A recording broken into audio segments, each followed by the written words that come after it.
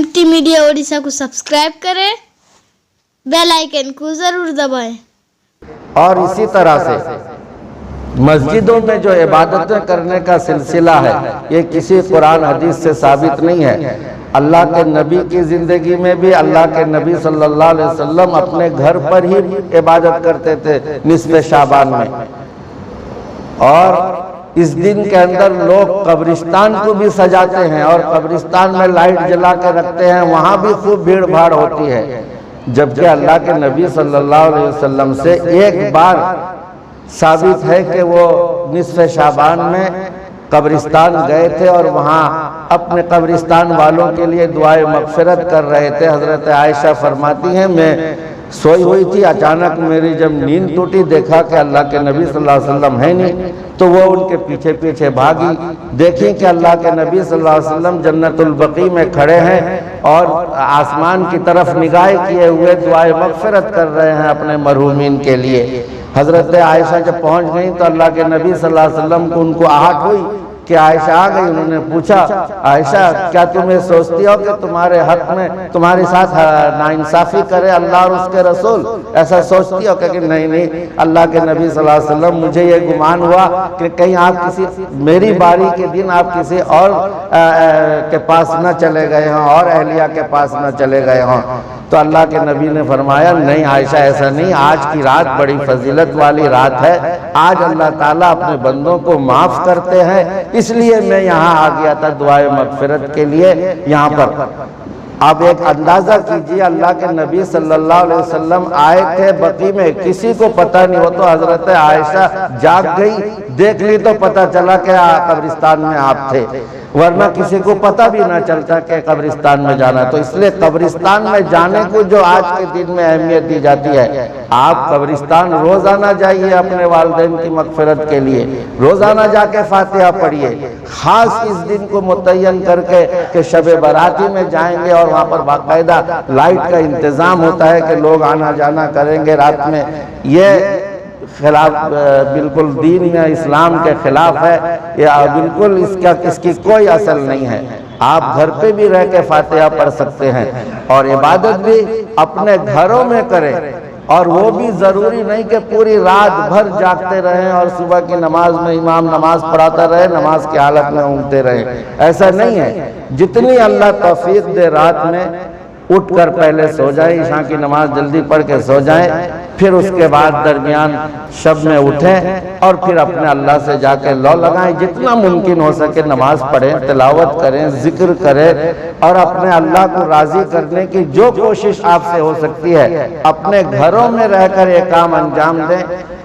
मस्जिदों में आना कहीं से साबित नहीं है, ये हमारे यहाँ रिवाज चल गया है कि शब बारात में मस्जिदों को में आकर ये करना। हो सकता है कुछ लोग जो हैं शुरू में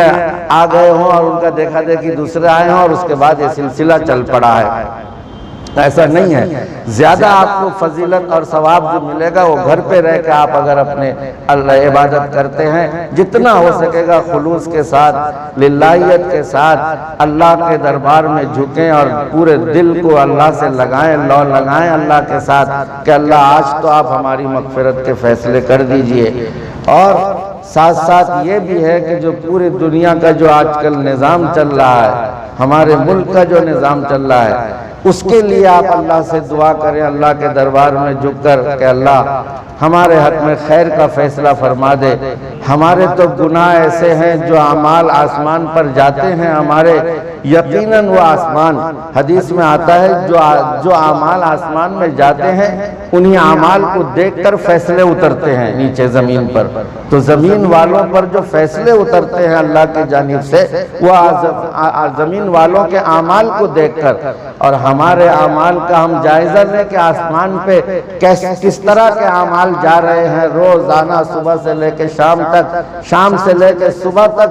कैसे अमाल अल्लाह के दरबार में पहुँचते हैं और उससे क्या उम्मीद होनी चाहिए कि किस तरह के फैसले आएंगे, आप हर एक अंदाज़ा कर सकता है। तो मेरे भाइयों, बुजुर्गों और दोस्तों, 28 तारीख को दिन गुजर कर जो रात है वो रात फजीलत वाली है, निस्फ़ शाबान है।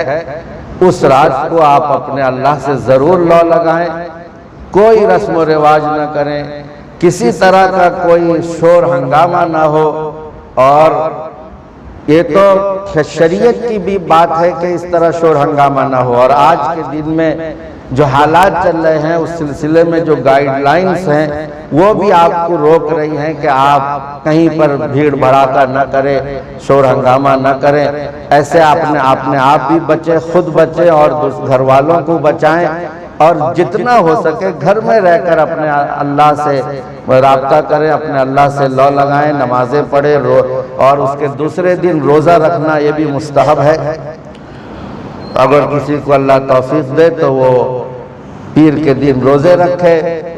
یہ بھی مسنون اور مستحب روزہ ہے، اس کو اگر اللہ توفیق دے تو وہ رکھے، لیکن فرض واجب ضروری نہیں ہے۔ بہت سارے لوگ ضروری سمجھ کر روزہ رکھتے ہیں، ایسا